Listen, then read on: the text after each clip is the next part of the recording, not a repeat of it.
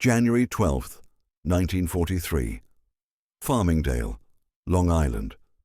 The wind coming off the Atlantic felt like knives slicing through wool coats and leather gloves. On the tarmac of Republic Aviation, a new American fighter squatted beneath the overcast sky, its massive propeller motionless, its engine silent. The prototype P-47 Thunderbolt was a monster. 8 Browning .50 caliber machine guns, a 2,000 horsepower Pratt Whitney R-2800 engine, and armor thick enough to shrug off cannon fire. It was the largest single-engine fighter the world had ever seen. To the engineers, it was the future of air combat. To the pilots, it was an untested gamble. And to one civilian, standing quietly at the edge of the runway, it was a death trap waiting to happen. The man's name was Edward Barnes, a 48-year-old machinist from New Jersey who had built engines for most of his life but had never set foot in a cockpit. He wasn't a soldier, he wasn't an engineer, but he understood machines the way a pianist understands keys. The P-47, he believed, was hiding a deadly flaw, one that no one else seemed willing to see. That morning, as the test crew prepared for another trial run, Barnes watched frost form along the edges of the plane's cowling. He noticed the subtle shimmer of oil mist escaping from a pressure line beneath the engine and felt his gut tighten. He turned to the project engineer beside him, Lieutenant William Hayes, and spoke calmly. "If that line ruptures at altitude, the engine will seize. The pilot will lose hydraulics and control." Hayes laughed, brushing snow from his cap. "Barnes, this isn't your concern. We've got the best minds in aviation on this bird. You stick to making parts." The wind carried the sound of distant propellers as the test pilot, Major Ralph Parker, climbed into the cockpit. Moments later, the Thunderbolt roared to life, shaking the ground. Barnes stepped back, shielding his face from the exhaust. The plane thundered down the runway, lifted smoothly, and climbed into the gray sky. For the first few minutes, it looked perfect.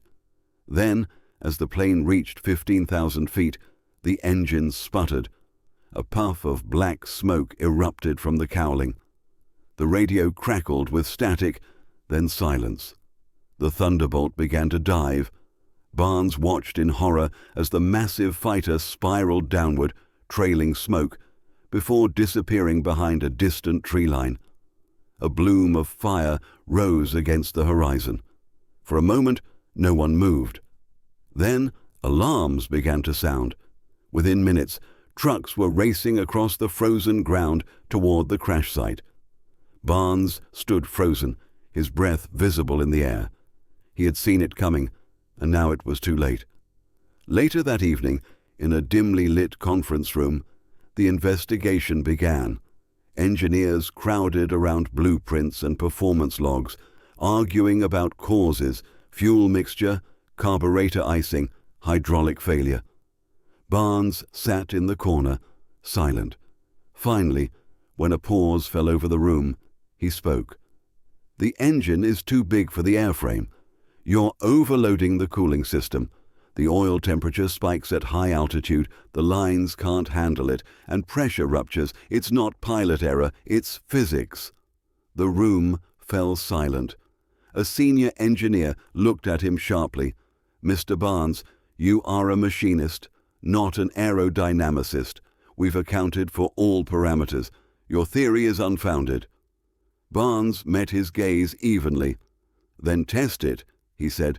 "Put thermocouples on the oil lines. Fly at altitude for 20 minutes. You'll see what I mean." They didn't. Over the next month, 2 more Thunderbolts went down under similar conditions. Both pilots died instantly. The losses were classified. The Army Air Forces couldn't afford public doubt in their new flagship fighter. The Luftwaffe was dominating Europe, and America's bomber crews were being slaughtered without proper escort. The Thunderbolt was their answer, a high-altitude escort capable of tearing through German formations. But the aircraft's engine failures were a secret nightmare. By February, Republic engineers were under immense pressure. Each crash meant another delay, another round of redesigns, another visit from furious army officers. Meanwhile, Barnes kept working quietly in his shop, machining oil lines for production models. But one night, after another test flight ended in a fireball, he snapped.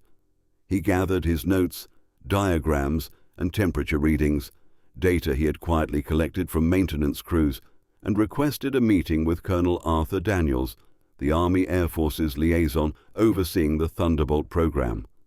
Daniels, a combat veteran with a scar across his jaw and no patience for civilians, listened with arms crossed as Barnes explained his findings. "Colonel, the P-47's oil system is undersized for its engine. The R-2800 generates more heat than the lines can dissipate. At 25,000 feet, oil pressure spikes past 300 psi. That's why you're losing planes." Daniels exhaled through his nose. "You're accusing Republic's top engineers of incompetence, Barnes. Do you have any idea how that sounds?" "I'm not accusing anyone, sir. I'm trying to save pilots." Daniels stared at him for a long moment, then leaned forward. "You're a machinist. Do your job. Leave the rest to the professionals." Barnes left the meeting defeated, but the next morning another Thunderbolt caught fire mid-air. The pilot bailed out at the last second, breaking both legs. That same day, a telegram from England arrived. Reports from the 8th Air Force confirmed multiple Thunderbolts grounding after oil system failures during escort missions. The issue was spreading across the Atlantic. That night, Barnes worked late in his small workshop. The radio hummed with static and war reports from Europe. He drew a crude diagram on brown wrapping paper, his redesign of the Thunderbolt's oil circulation system. It added a secondary pressure regulator, a bypass loop, and thicker oil lines. Simple changes, but enough to prevent catastrophic pressure spikes. He tested his prototype on a small radial engine he had salvaged from a wreck. It ran smooth at high RPMs for 3 hours without overheating. Convinced, he sent the design and a written report to Wright Field in Ohio, the Army's primary testing center, marked urgent. 2 weeks passed. No reply.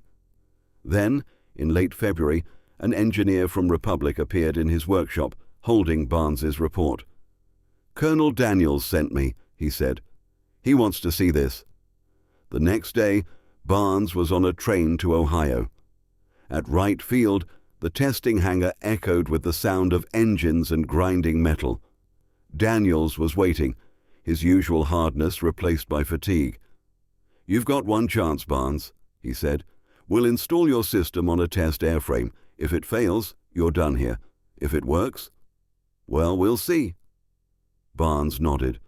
The modified P-47 rolled onto the tarmac the next morning, its new oil system glinting faintly under the winter sun. The pilot, Captain James Crawford, gave a thumbs up and roared down the runway. The plane climbed steadily, 10,000 feet, 15,000, 25,000. The gauges held steady. No smoke, no surge. Then Crawford's voice came through the radio, smooth as silk. "Temperature's stable. Pressure's good. She's running perfect, Colonel." On the ground, Barnes allowed himself the first genuine smile in months. By the time the P-47 landed, the hangar was buzzing. Engineers crowded around the aircraft as Captain Crawford climbed out, grinning beneath his oxygen mask. He pulled off his gloves, held them up, and said simply, "She works." For the first time in months, the test crew broke into applause. Even Colonel Daniels, usually stone-faced, allowed a small smile. Barnes stood quietly at the edge of the group, exhausted but relieved. The data confirmed what he had known all along. Oil temperatures remained stable even under prolonged strain. Pressure stayed within safe limits. The redesigned system had worked flawlessly. Daniels approached Barnes, his tone more measured than before. "You may have just saved this program," he said. Barnes replied softly, "I didn't save a program, Colonel. I saved pilots." The following week, Republic engineers gathered to study the modified system. At first, many dismissed it as a lucky fluke. Some even accused Barnes of tampering with the readings. But when the second and third test aircraft achieved the same results, the mood changed. Reports from Wright Field were sent directly to General Henry Arnold, commander of the Army Air Forces. Within days, Arnold issued an order to halt all P-47 deliveries until Barnes's modification was fully evaluated. That single decision would ripple through the entire war effort. In March 1943, the P-47 was entering combat over Europe in limited numbers. Pilots praised its power but cursed its reliability. Engines overheated, oil lines ruptured, and more than a dozen aircraft had been lost before ever encountering the enemy. The Luftwaffe, meanwhile, still dominated the skies over occupied Europe. German ace pilots like Günther Rahl and Gerhard Barkhorn treated the new American fighters as little more than curiosities, confident that no machine that heavy could outfight a Bf-109. They had no idea that within months that same aircraft would decimate their ranks. The modification testing moved fast. Engineers from Pratt Whitney joined the evaluation team. They dissected Barnes's design, tested pressure cycles, and subjected the system to brutal endurance runs. Every time it held.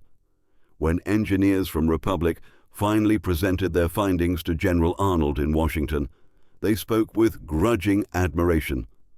The Barnes modification completely eliminates high-altitude oil failures. Implementation requires minimal redesign. Cost per aircraft is negligible.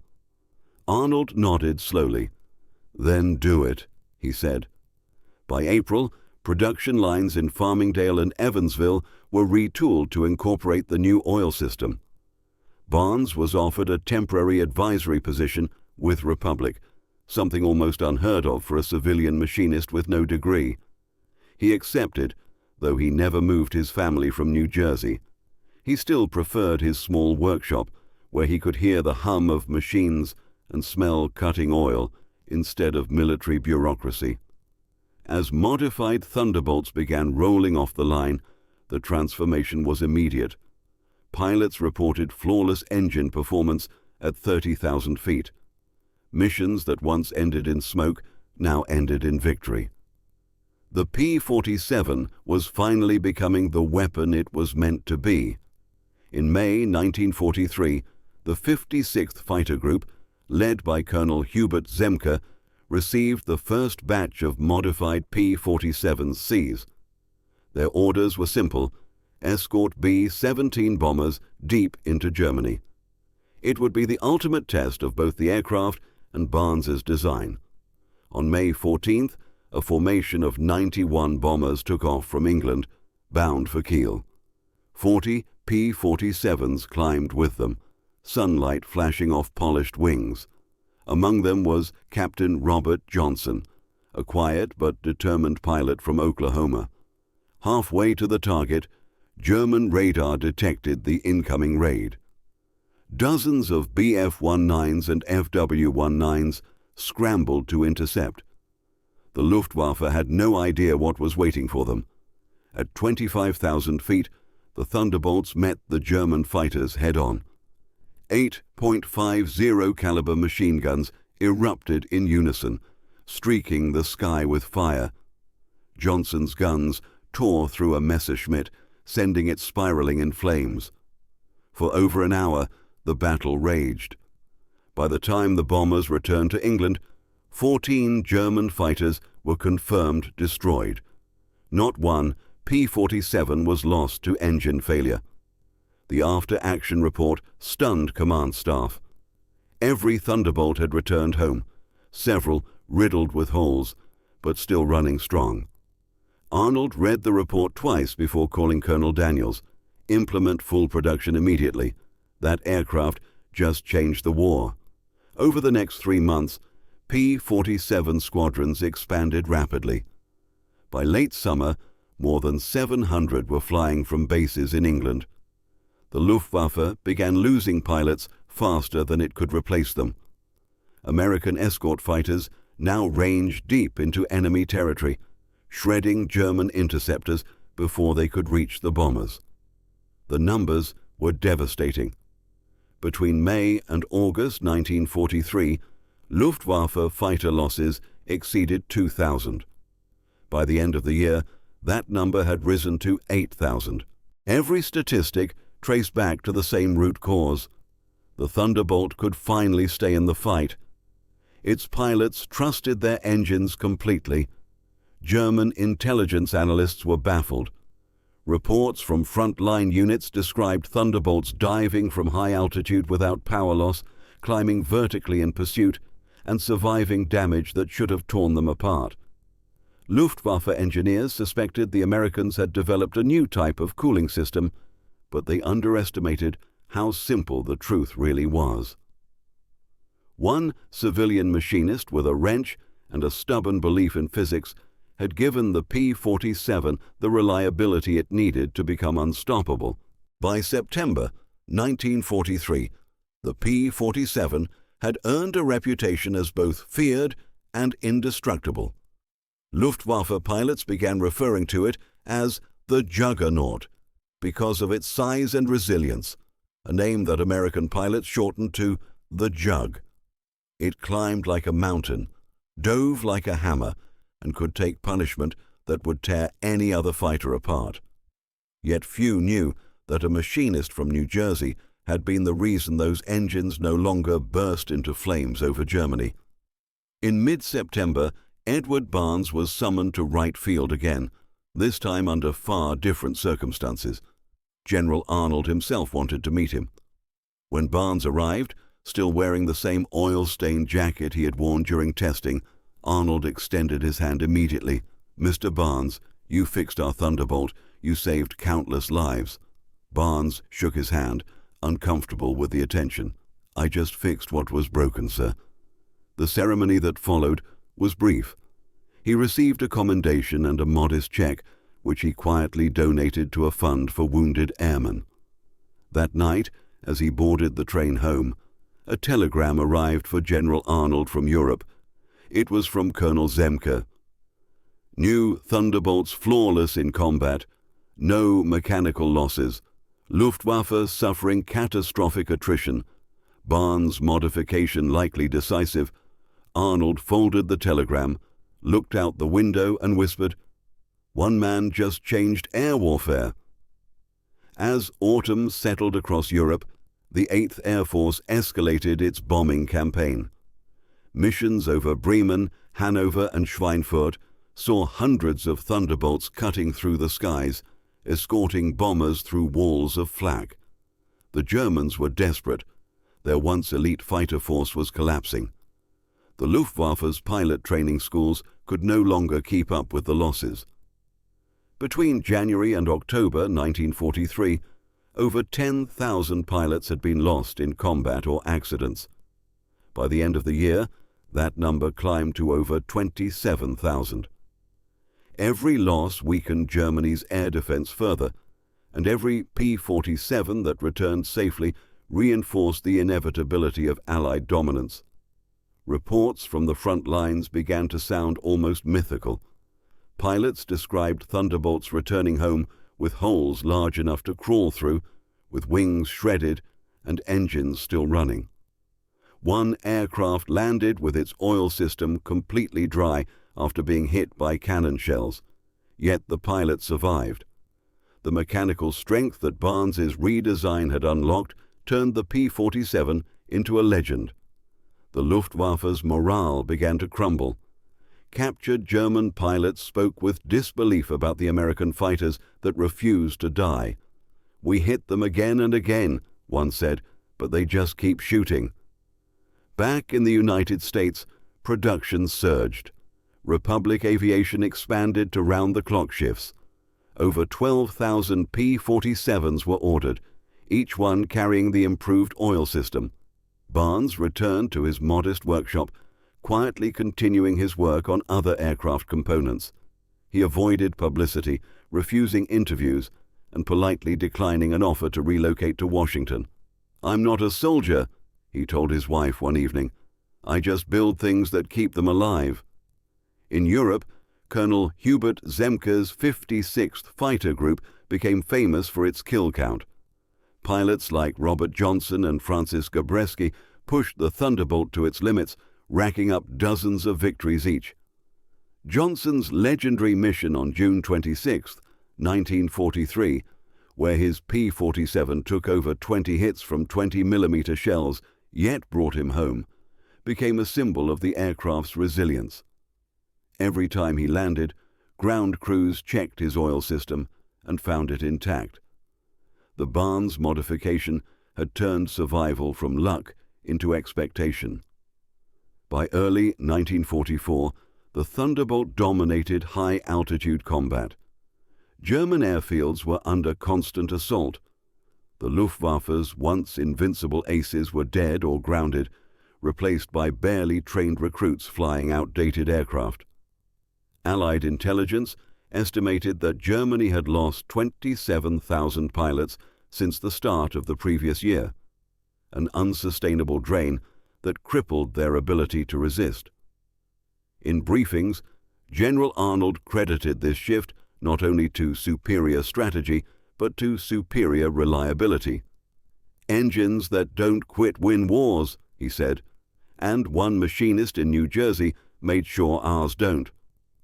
Barnes's contribution remained officially classified. The public heard of the P-47's triumphs, but not the civilian who had fixed its heart. He continued working through the war, often corresponding with engineers from the field who sent him data and questions. He answered every letter, sometimes sketching diagrams on the back of envelopes. When the war ended in 1945, he quietly returned to civilian manufacturing, content to fade into anonymity. By September 1943, the P-47 had earned a reputation as both feared and indestructible. Luftwaffe pilots began referring to it as the Juggernaut because of its size and resilience, a name that American pilots shortened to the Jug. It climbed like a mountain, dove like a hammer, and could take punishment that would tear any other fighter apart. Yet few knew that a machinist from New Jersey had been the reason those engines no longer burst into flames over Germany. In mid-September, Edward Barnes was summoned to Wright Field again, this time under far different circumstances. General Arnold himself wanted to meet him. When Barnes arrived, still wearing the same oil-stained jacket he had worn during testing, Arnold extended his hand immediately. "Mr. Barnes, you fixed our Thunderbolt. You saved countless lives." Barnes shook his hand, uncomfortable with the attention. "I just fixed what was broken, sir." The ceremony that followed was brief. He received a commendation and a modest check, which he quietly donated to a fund for wounded airmen. That night, as he boarded the train home, a telegram arrived for General Arnold from Europe. It was from Colonel Zemke. "New Thunderbolts flawless in combat. No mechanical losses. Luftwaffe suffering catastrophic attrition. Barnes modification likely decisive." Arnold folded the telegram, looked out the window and whispered, "One man just changed air warfare." As autumn settled across Europe, the 8th Air Force escalated its bombing campaign. Missions over Bremen, Hanover and Schweinfurt saw hundreds of Thunderbolts cutting through the skies, escorting bombers through walls of flak. The Germans were desperate. Their once elite fighter force was collapsing. The Luftwaffe's pilot training schools could no longer keep up with the losses. Between January and October 1943, over 10,000 pilots had been lost in combat or accidents. By the end of the year, that number climbed to over 27,000. Every loss weakened Germany's air defense further, and every P-47 that returned safely reinforced the inevitability of Allied dominance. Reports from the front lines began to sound almost mythical. Pilots described Thunderbolts returning home with holes large enough to crawl through, with wings shredded and engines still running. One aircraft landed with its oil system completely dry after being hit by cannon shells, yet the pilot survived. The mechanical strength that Barnes's redesign had unlocked turned the P-47 into a legend. The Luftwaffe's morale began to crumble. Captured German pilots spoke with disbelief about the American fighters that refused to die. "We hit them again and again," one said, "but they just keep shooting." Back in the United States, production surged. Republic Aviation expanded to round-the-clock shifts. Over 12,000 P-47s were ordered, each one carrying the improved oil system. Barnes returned to his modest workshop, quietly continuing his work on other aircraft components. He avoided publicity, refusing interviews, and politely declining an offer to relocate to Washington. "I'm not a soldier," he told his wife one evening. "I just build things that keep them alive." In Europe, Colonel Hubert Zemke's 56th Fighter Group became famous for its kill count. Pilots like Robert Johnson and Francis Gabreski pushed the Thunderbolt to its limits, racking up dozens of victories each. Johnson's legendary mission on June 26, 1943, where his P-47 took over 20 hits from 20mm shells, yet brought him home, became a symbol of the aircraft's resilience. Every time he landed, ground crews checked his oil system and found it intact. The Barnes modification had turned survival from luck into expectation. By early 1944, the Thunderbolt dominated high-altitude combat. German airfields were under constant assault. The Luftwaffe's once invincible aces were dead or grounded, replaced by barely trained recruits flying outdated aircraft. Allied intelligence estimated that Germany had lost 27,000 pilots since the start of the previous year, an unsustainable drain that crippled their ability to resist. In briefings, General Arnold credited this shift not only to superior strategy, but to superior reliability. "Engines that don't quit win wars," he said, and one machinist in New Jersey made sure ours don't. Barnes's contribution remained officially classified. The public heard of the P-47's triumphs, but not the civilian who had fixed its heart. He continued working through the war, often corresponding with engineers from the field who sent him data and questions. He answered every letter, sometimes sketching diagrams on the back of envelopes. When the war ended in 1945, he quietly returned to civilian manufacturing, content to fade into anonymity. In the spring of 1944, Allied Command launched Operation Point Blank, the massive air offensive intended to break German air power once and for all. At the center of that strategy stood the P-47. With the Barnes modification, the Thunderbolt had become the most dependable escort fighter in existence. It could climb higher, stay aloft longer, and take more punishment than any German aircraft could withstand. Pilots who once cursed it as a heavy slug now called it their guardian angel. The sound of the R-2800 engine, roaring smoothly through the thin air above the Reich, became a symbol of hope for bomber crews. One pilot, Lieutenant Bill Dunham, later said, "When you heard that deep growl behind you, you knew you were going home." Edward Barnes followed every report from the European front through newspapers and radio broadcasts. He clipped articles and kept them in a box labeled Thunderbolt. He never boasted, never claimed credit, but in private moments he allowed himself quiet pride.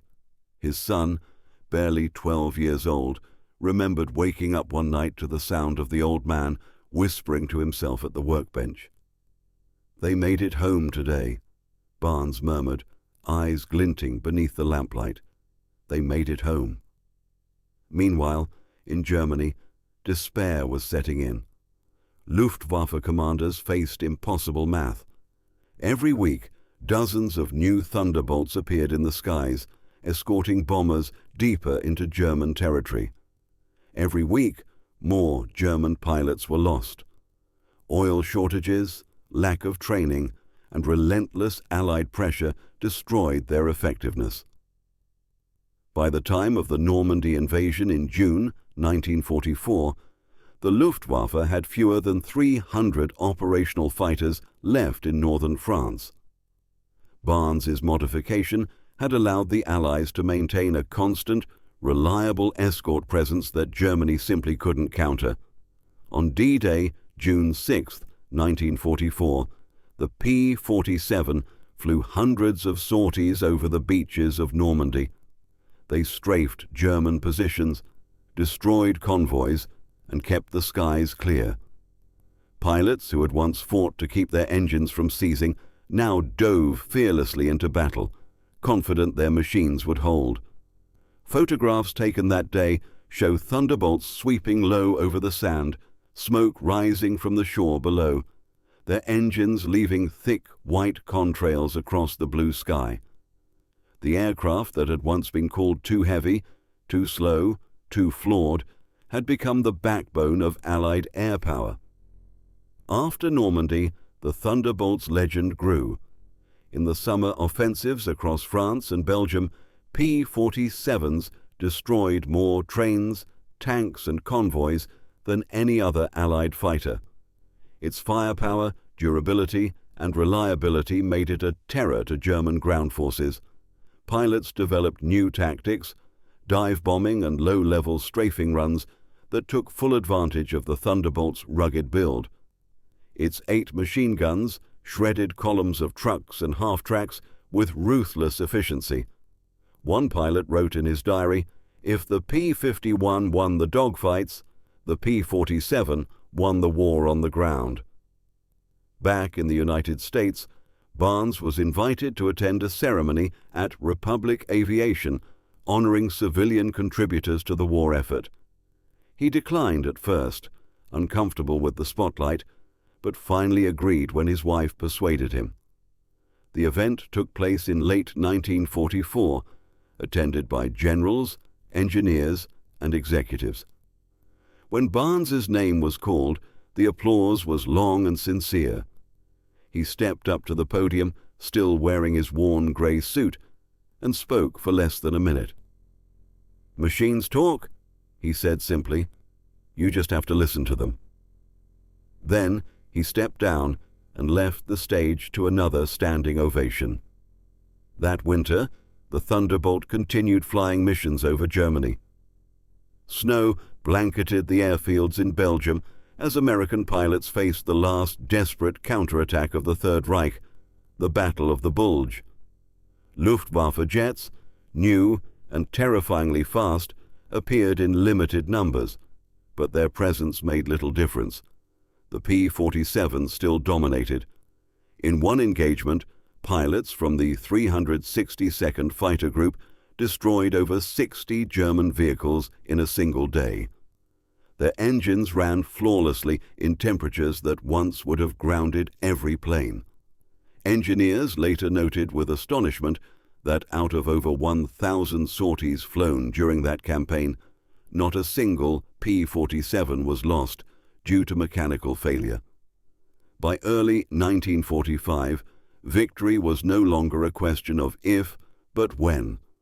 Allied forces crossed the Rhine, German resistance collapsed, and the skies belonged entirely to the Thunderbolts and Mustangs. When the war in Europe ended in May, the numbers told the story with brutal clarity. Over 27,000 Luftwaffe pilots were dead. Thousands more were prisoners. The air war had been decided not just by superior tactics, but by superior machines. Machines that worked, In June 1945, Barnes received a letter stamped War Department. Inside was a simple commendation signed by General Arnold himself.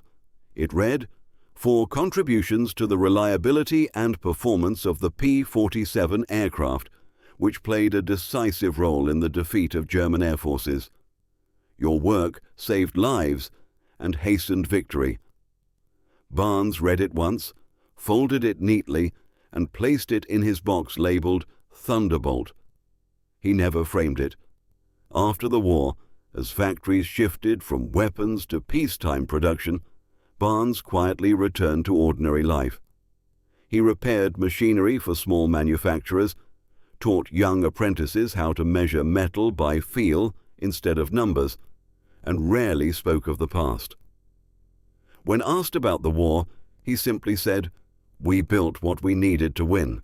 In the years that followed, the P-47 became a symbol of American engineering mastery. Though it was eventually replaced by jet aircraft, its reputation as the most rugged and reliable fighter of the war never faded. Thousands were sold or given to Allied nations, where they continued to fly for decades. In France, they became icons of liberation. In South America, they defended borders. In Asia, they patrolled jungles long after the guns of Europe had gone silent. Wherever they flew, their engines carried the quiet legacy of a machinist who refused to accept failure. Edward Barnes never sought fame, and history for a time forgot him. The official records listed only the Barnes oil system modification as a technical note buried deep within Army documentation. Yet among pilots and engineers, his name circulated like a legend. They spoke of the man who fixed the jug, the civilian who saved an entire generation of airmen without ever leaving the ground. In 1951, Barnes retired from the shop floor for the last time. His hands, once strong and steady, had grown stiff with age. He spent his mornings walking to the small diner near his home, reading the newspaper, circling articles about aviation. When asked what he thought of the new jet fighters, he smiled faintly and said, "Faster, yes. But remember, if the oil system fails, speed won't save you." That same year, Republic Aviation unveiled the F-84 Thunderjet at an air show in Ohio. On its engine plaque, beneath the technical details, was a small engraving added quietly by one of the company engineers, dedicated to Edward Barnes, who taught us that perfection begins with reliability. The old machinist attended the show with his son and grandson, both wide-eyed at the sight of the sleek, silver jets cutting across the sky. When the announcer mentioned the inscription, Barnes shook his head modestly and whispered, "That's enough for me." As the decades passed, aviation historians rediscovered his contribution. In 1973, the Smithsonian requested his notebooks and diagrams for an exhibit titled "Civilians Who Changed the War." Barnes's tools, still stained with oil and marked by years of use, were displayed beside photographs of P-47s roaring over Europe. Visitors stopped to read his, quote, etched on a bronze plaque, "Machines talk. The wise listen." It became one of the most quoted lines in engineering textbooks for years to come. Barnes passed away quietly in 1975, at home in his sleep, surrounded by his family. The news barely made the papers, but among the surviving pilots of the 8th Air Force, word spread quickly. Letters arrived at his house from across the country and even from Europe. One came from Robert Johnson, the ace who had survived 20 cannon hits in his Thunderbolt. "Because of your work," it read, "men like me came home. We didn't know your name back then, but we know it now." Thank you today. The P-47 Thunderbolt stands preserved in museums around the world. Its hulking frame and polished metal gleam under the lights, each one a monument to endurance and innovation. Visitors see the massive radial engine, the thick armor, the gun ports lined with .50 caliber barrels, but what they don't see is the invisible thread of genius that held it all together.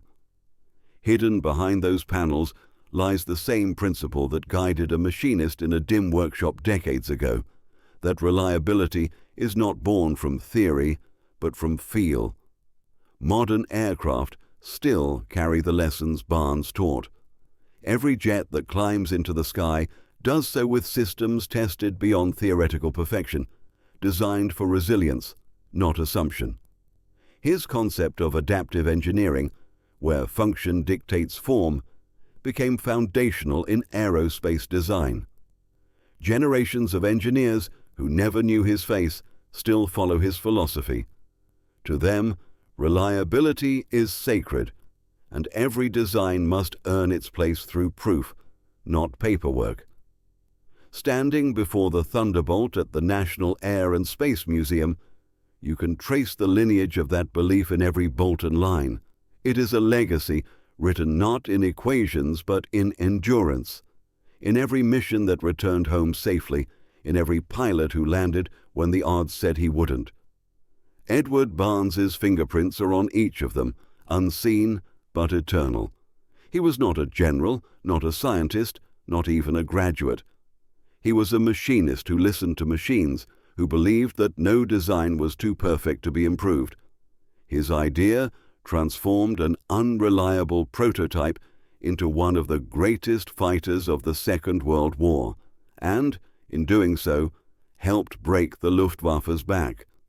Because one man refused to ignore a problem, 27,000 German pilots fell from the skies, and tens of thousands of Allied airmen lived to see home again. And that's why the P-47 Thunderbolt story isn't just about power or victory. It's about the stubborn brilliance of an ordinary man who saw truth where others saw data. A man who heard a warning in the hum of a machine and turned it into history. If you've enjoyed this story and want to uncover more untold tales of people who changed the course of war, make sure to subscribe and join us for the next deep dive into the past. Every forgotten name deserves to be remembered. Every small act of genius deserves its place in history. Thanks for watching, and we'll see you in the next one.